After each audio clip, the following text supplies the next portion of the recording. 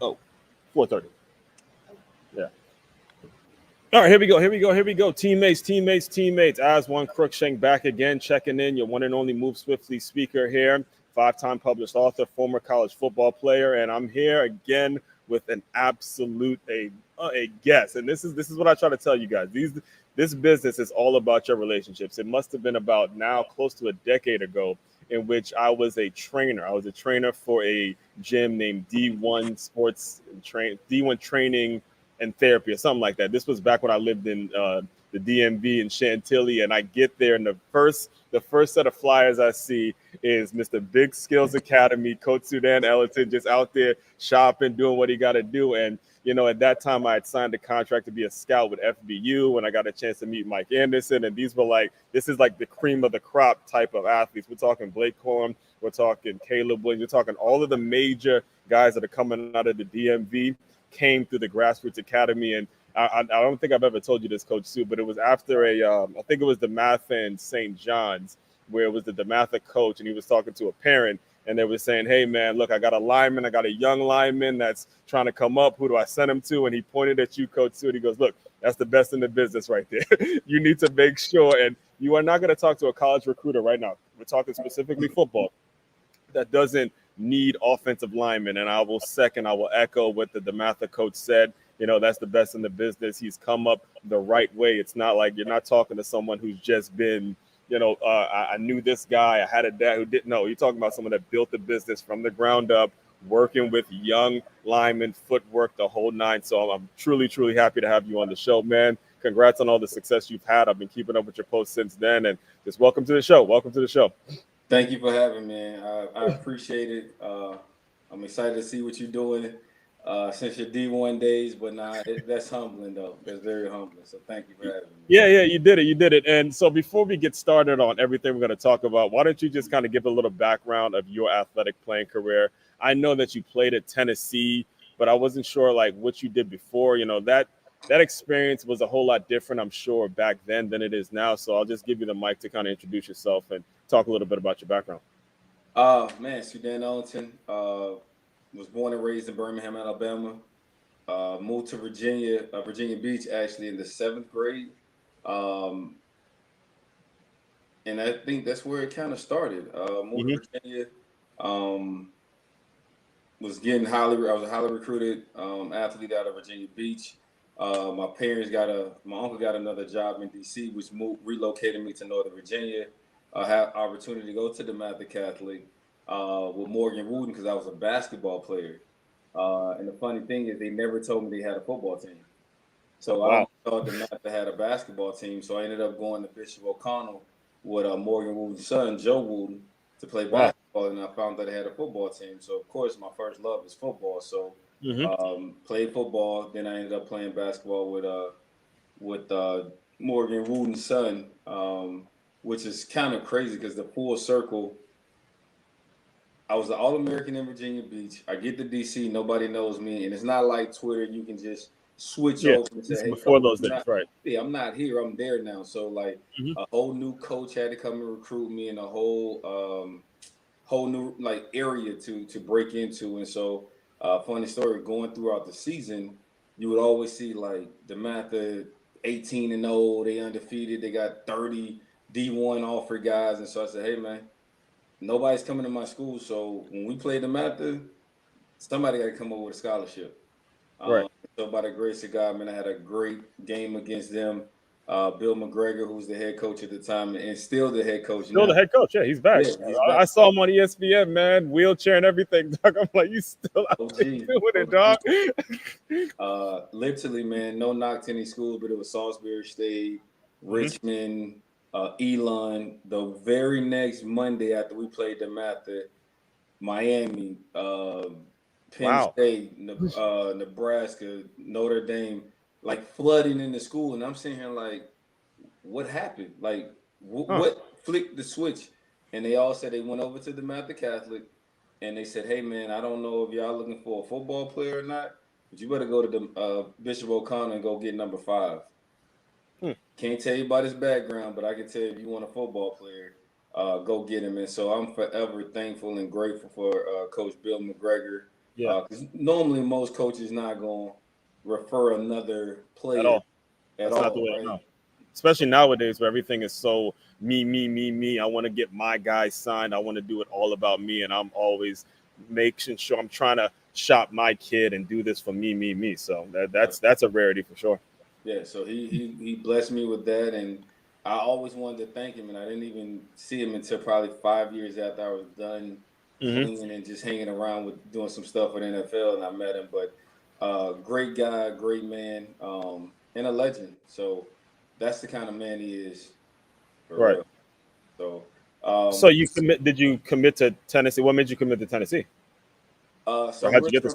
I'm really from Alabama. And Mm-hmm. so my oldest brother, James Owens, was the first black running back for Auburn in the '70s. So I always wanted to play in the SEC, and I really Wow. wanted to go to Auburn. To be honest with you, if you know anything about Alabama, Birmingham, man, you either Roll Tide or War Eagle, Yeah, nothing in between. And so, I know a little talking bit to my about older, that. yeah, talking to my older brother, he made history, and I didn't want to follow in his footsteps, and I really didn't want to go to Alabama because that was the normal thing. And so one day he was like, "Well, bro, like it really became down between Tennessee and Auburn." And I Hmm. ended up, he said he ended up picking Auburn. So I was like, man, Tennessee showing me love. My Hmm. cousin, CJ Faden, had just committed to Tennessee. So I was like, let's keep it going because we played together in Virginia Beach prior to moving to DC. So it was kind Hmm. of a full circle for us to come back in. Right. We started in middle school. Now we get to play college ball together. So that was a dream come true. And like any player, like injuries happen. They're still recruiting 5 stars. And so I ended up transferring to James Madison. Wanted to get a business degree. So Hmm. now you're thinking about life after ball as you're Exactly. playing. So James Madison had a great sports kinesiology department and a business program. And I Hmm. knew my goal was to always train and have a training, being in that training space. So Right. I thought that was a good fit. We won a national championship, and I just found out 2 weeks ago that they're inducting our team into the Hall of Fame. No So we're kids. Hall of Fame for 2024. So No kids. it's a blessing. Yeah, I actually did a NIL deal with three JMU players. Okay. They all three of them went to good counsel. It was Julio, Jalen Green, and Latrell. And I did an NIL deal with them, and they were. I didn't even realize that they had moved from FCS to the Sun Belt Conference, and they're just. I mean, I spoke about this a little bit in my book, but they're just as good as these major schools, but they don't have the budget. They don't have that, the money that a Notre Dame would have to offer. So that's kind of where I want to kind of get your input in regards to you've experienced it. Obviously you were highly recruited after you shown that you have the ability to play. If you were being recruited nowadays where there's NIL money, where there's certain questions that you want to ask, and not only that, but also the transfer portal exists, there's so many things that you probably would have did different. Like, how do you see yourself fitting into today's landscape when it comes to the recruiting process? And it's how much of a mess it's got, because you have some top prospects in your ecosystem. I'm sure the questions that they're asking you, they're like, "Yo, Coach Sue, but somebody's offering me $1 million versus someone that's offering me 500K. How do you navigate that space?" I always start with what's the goal, right? Hmm. So is the goal to get the NIL deal or is the goal to go to the NFL? And sometimes I think the NIL deal now distracts some of the guys from looking at what's a true fit and what's a like. So it's funny that we were talking about this. So I was thinking about it. So I'll give you part A of me and then I'll give you part B. Go ahead. So part A, the young athlete from Alabama. Everybody said he's going to be the next one because my family is very athletic. And you throw a kid with that background, NIL money, I'm broke. I gotta take care of my brother. I gotta take care of my sister. I'm the youngest of 13. Yeah. And we like nice things. So that would have ran through that, right? So then you talk about, Coach E from Part B. I Hmm. transfer, I leave and go to Virginia. I meet a great mentor. I call him my pops, Reginald Kitchen, and he's a financial advisor, trainer for the NBA guys. Grant Hill, Dennis Scott, some of the And big. this was after you were at Tennessee and you This was saw in the competition. Like, you saw the competition and you were around SEC talent at Tennessee, right? absolutely. Yeah. So you saw, right? Okay. Yeah, absolutely. And then so in high school, being able to be a mentor by a guy like that had all these NBA stars, and to come to find out uh, they had they only was able to get allowances. So you're looking at guys like Shaq and Grant Hill, and he's putting Mm-hmm. these guys on allowances. Like you only can spend this amount of money per month, and if you need more, you have to have signatures in place that you don't go broke, right? Wow. So with these guys, I'm like, man, like they're really putting in place an allowance, but he's also was teaching them how to manage money.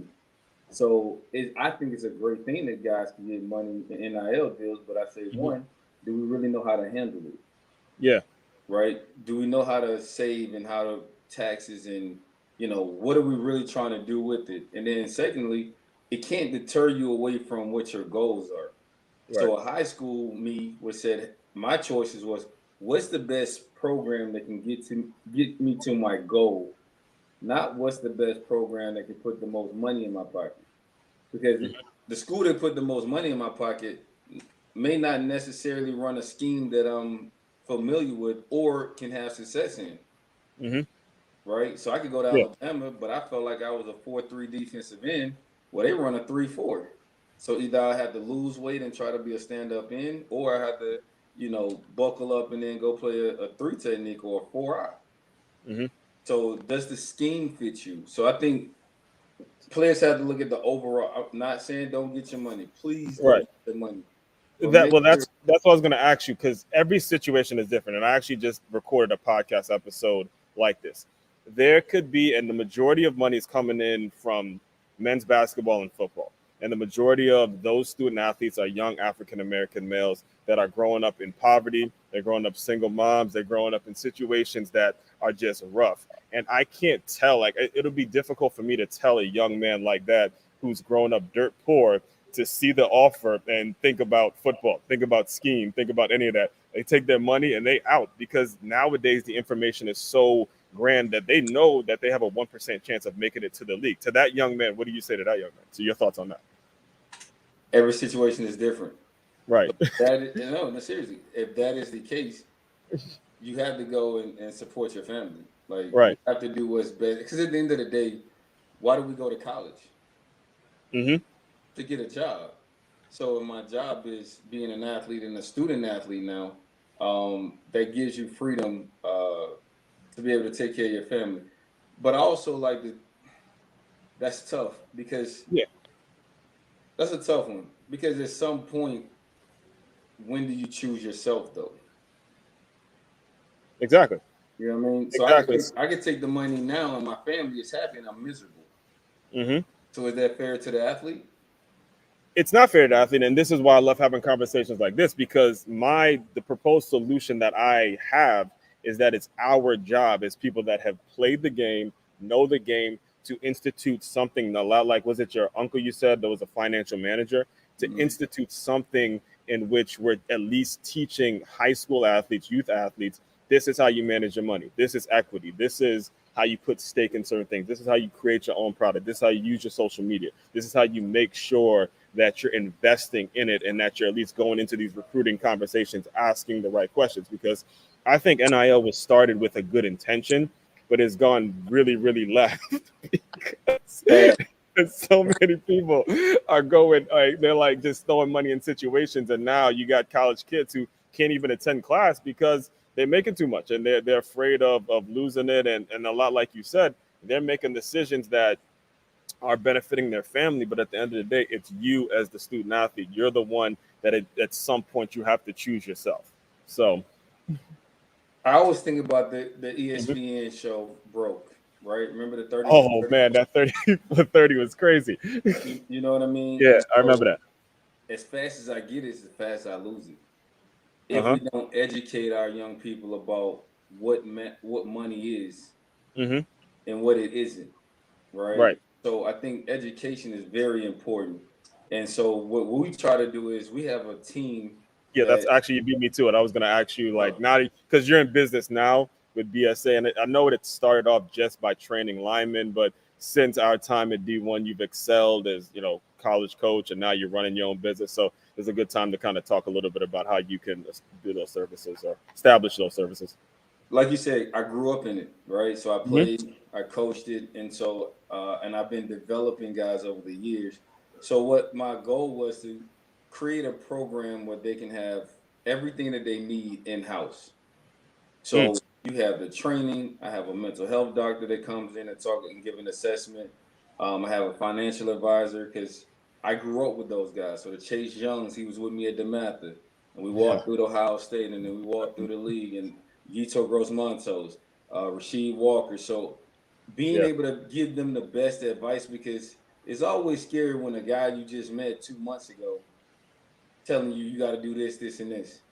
Mm-hmm. And so I didn't want to be a silent partner. I wanted to make sure they had the power to understand what they could do and what they couldn't do.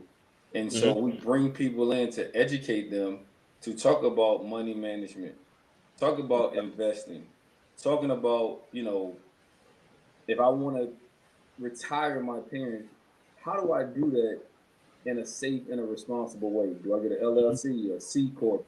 Do I hire, what kind of business do I need to take care of my parents where that money can go there and I'm not double taxed? But people don't understand. So we try to put them around the guys that have done it and that could actually educate them to make the best decisions. We can't control what decision they make, but at least they have the information to make the right decision. So give us an example a little bit about if I'm a parent that is hearing about your program for the first time, and I got a young lineman that I'm trying to get him out. I'm trying to get him involved with some things. What's sort of the journey that you take athlete on from when they're babies all the way to when they're ready to sign an NFL contract? I know you actually also had Jordan Seaton on your roster as well, who made a made a huge splash. There were rumors of him decommitting from Colorado and all that stuff. I loved how he did it. I loved, again, he represented the DMV the right way. Did what he had to do, and I'm looking forward to seeing him ball this year. But you had him when he was a baby. Just kind of talk to us about the journey you take these young guys on. It always starts with the goal and a dream. So that's the first thing. And then we build to how bad you really want it. So then we go through the baseline, just building you got the guys up, making sure academically they're qualified, making sure technically they're sound. And then we put those guys through classes. So I have a Boys and Girls Club background, and one of the dopest programs they had was like money management or money matters, right? So we give those young people small increments of how to save money. And if I could do it with $5 or a $10 allowance, that'll help me with the discipline when it comes to 50, 100, a million. And so we try to give them, prep them at every stage. And so now you're talking about going to the rivals camps or the college camps. Well, how do I act? How do I dress? How do I project myself? Making sure I know who I am outside of the game. Because we want to make sure these campuses that we go to, I get it. Yes, we want to make the NIL money. Yes, we want to play. But then we also want to get the thing that those colleges are built on, right? You go to Notre Mm-hmm. Dame, being an alumni from Notre Dame means something, Mm-hmm. right? So you can pick Yeah. up a phone and call any CEO, any businessman, and now you have a job for life. So we Yeah. want to make sure we get what that campus has to offer. So we want to make sure we're grooming our young people to think big. What do you want to be at the sports? We try not to. It's almost reversed. We almost try to put them away from the game to figure out who they are. So when the Yeah. game is taken away, they know exactly who they are. Their identity is not wrapped too tight into the game, but they're understanding this is a tool that I'm using to get me to the next, right? So we just walk that step, and it reduplicates itself every level. From, like you said, we started with the grassroots program, right? Those Mm-hmm. were the best kids in the DMV. Well, Mm-hmm. guess what? Those 7th and 8th graders was getting recruited to go to high school, Yeah. right? So we started, we had to Yeah. start again. Okay, well, you can go to the math at St. John's, good counsel, whatever. What Mm-hmm. is the pros and cons out of it? Right. So now they're understanding the process of how to make a decision. And then how to, like we're talking about, how to fulfill your commitment. You want to go to good counsel? We're gonna give you all the pros and cons for you to make a decision. So now Right. when we get to college, we can say, okay, these are the pros and cons of going to college. Right. Make the Well, decision. you kind of beat me to that next question, because if you were like me, you were stubborn. And when someone told you, look, you may not be good enough to go to the league, I didn't want to listen. I kind of blew off my homework assignments. I graduated at good counsel with a 2.2 grade point average, playing one position on the football field. And I was wondering why no Division I schools actually offered me, why I had to go D2. So I had to find out the hard way. All right, because I was stubborn. Like, how do you address that young man who will hear what you say, but it's like, whatever, coach, I'm going to the league. I'm going D1, regardless of how. Like, how do you address that? Or do you just say, look, I'm done. I ain't even mess with you, which is not a problem, to be honest with you, too. You gotta love them through it. Yeah. I have to love them through it, Mm-hmm. right? And just put things in place to help when it does hit the wall. Yeah. And gotten stuff. We padded them so the fall won't be so steep. But you can't take your hands off, because I mean, you're a 16, 17-year-old kid, and we always tell people to dream big until they start dreaming big, and then we tell them, oh man, that dream is too big. And Mm-hmm. so as mentors, I feel like it's important that we also put things in play for the outcome. So you could make it to the league, but Right. at some point you got to retire. Yeah. You know what I mean? So let's Yeah. start putting the road to what we're going to do next in play now. Got it. So Got when it. you have to get a job, it's not like you're working, because you're doing something you love. And so Mm-hmm. that's why I think the biggest thing for us is getting self identity. Who are you outside of what football is what I do, basketball is what I do. Who Yeah. am I? When there's no crowd, when there's no cheerleaders, who am I in my essence of the core? And that's what we try to shine that light on and help them to dig more into that person. So what with the athletes, I think you have a couple athletes that are currently in the league. I think I've seen you like at combines and a lot of the cool things that you're doing now. How do they play a role in regards to how you get that message across to the youth kids now? They're the examples, Right. right? They're the examples. They're the examples that they're going to listen to, Mm-hmm. right? And so I just try to use my mentorship and my relationship with these guys Yeah. to also let them know they have a responsibility, that the next To generation, get back. right? And so we have guys like Rasheed Walker that goes back and talk to the kids at school. We have Mm-hmm. Vitor Grossmontos that goes back to their community in the schools that they play in, and talk Mm-hmm. to young kids. And it's not, and they keep it real 100, right? Mm-hmm. Listen, man, I didn't do this, and this, and it almost cost me this and this, right? Mm-hmm. You know, Rasheed is openly talking about how, he was clearly a top 5, 10 tackle, when he came out in the draft, and he ended up getting drafted seventh round. Mm-hmm. So decisions and choices that it has a consequence. They may not hit Right. you today or tomorrow, but they will catch up at some point. And so he was able to take a seventh round, draft grade, and uh, learn his first year, and he took off like wildfire last year. We're looking for a bigger year from him this year. And so we don't shy away from our failures, because we Right. come from our lessons, but Mm-hmm. we just want to make sure, because they see them. So Yeah. when you got an NFL guy telling you like, hey, this is what I did, Yeah. it would behoove you to listen, Right. because nothing is new under the sun. Yeah, I think actually this year it's projected that Caleb Williams, and then there's a tackle at Penn State that slip in my mind, but they were at Gonzaga, and they might Okay. be the first two off the board from the same high school. All right, I'm trying to give you guys some perspective. This is supposed to be a basketball state. We were supposed to be only a basketball state. We're talking about the same high school, and they didn't even win the CAC championship. That's how crazy that's how steep the competition is at the WCAC level. I mean that was unheard of. I think ESPN actually did an article on that with the tackle that came from Gonzaga, and Caleb Williams, who came from Gonzaga as well. So I want to be very kind of respectful to your time. I definitely appreciate you coming on. What do you see next for BCA? Where do you see the company in the next couple of years, and how do you plan on growing? Just for our listeners out there. Growth. The last 2 years I was coaching college football. Now I know what my purpose is, and Big Skill Academy is it. So we'll have online development for players outside the country and outside the states, and then they'll have opportunity to come and train and develop with us. But I'm tapping into the youth, middle school and high school young men, and giving them that voice and the encouragement and the mentorship, to help guide them through this process. And then we're just back to the DC days. Get them as babies, educate them, develop them, and then watch them go for success. And how can people get in touch with you? What's the best way of reaching out if they're interested in moving forward? Uh, Instagram, Facebook, I'm Big Skills Academy. My website is bigskillsacademy.net. I'm around. Get at them, DSA, man. You're not going to find another one. All right. Well, here's how I close out all the shows. I want you to use your imagination, Coach Sue, a little bit. You're, again, young guy out of Alabama. You have this dream of playing big time ball. I believe you said 13 siblings. Is that what it was? 13 Yep. siblings. All right. And I'm not sure. I had one sister, and I felt like that's a lot, but I'm not sure exactly how you were able to function with 13 siblings. But you're him. Pretend he just clicked into the room, and he's here to talk to. Just give him some words of encouragement, and we'll officially close with that. Learn to say no. Wow. Learn to say no, and make sure you have a good circle. Wow.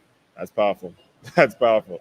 Learn to say no and make sure you have a good circle. And that's some advice that can extend beyond a lot of people. And I'm sure it's going to help a lot of people as they're listening and as they're figuring out this world of college athletics and just trying to get to the league, because that dream is incredibly, incredibly powerful. And it takes mentors like you, it takes mentors like myself to make sure everyone's on the right track. So everyone out there, appreciate you tuning in. If you were tuning in during the live stream, thanks you for coming on. I know this was fairly short notice. If you're catching the replay or you're listening to this on the Move Swiftly podcast, appreciate you listening. Make sure you hit the subscribe button and all that. We come out every single day. We put it out there every single day. There's no shortage of material when you're over here in the Move Swiftly sports marketing world. Fellow teammates, continue to move swiftly. We will talk more soon. Thank you. Mm-hmm.